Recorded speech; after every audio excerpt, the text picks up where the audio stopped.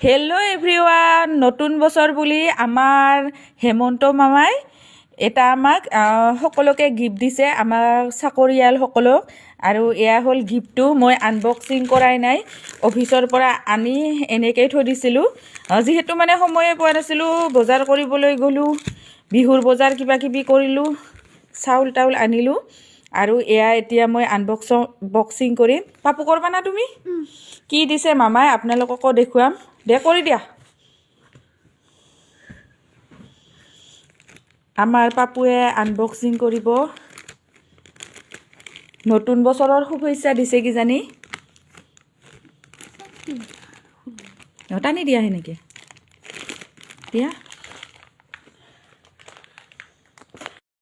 নতুন বছৰৰ শুভেচ্ছা জনাই এখন কাৰ্ড দিছে, আৰু এই কাৰ্ডখনত এনেদৰে লিখা আছে, আৰু মামাই নিজ হাতেৰে এয়া ছিগনেচাৰ কৰি দিছে।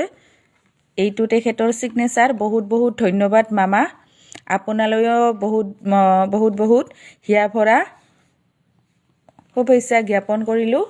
আৰু এয়া হ'ল এখন ভূপেন হাজৰিকাদেৱৰ গীতৰ চিত্ৰকৰ সুৰৰ ভাস্কৰ, অনুৰাধা শৰ্মা পূজাৰীৰ এইখন এনেকৈ কিতাপ দিছে, ভাৰত ৰত্ন।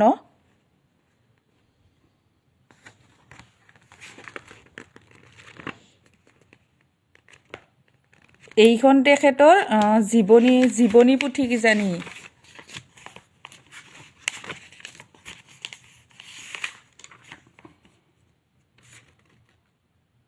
তেখেতৰ বিষয়ে লিখা আছে কিতাপখনত। খুবেই ভাল লাগিছে গিফ্টটো পাই, যিহেতু এইবাৰে প্ৰথম এনেদৰে আমাক শুভেচ্ছা পঠাইছে। শুভ নৱবৰ্ষ 2026।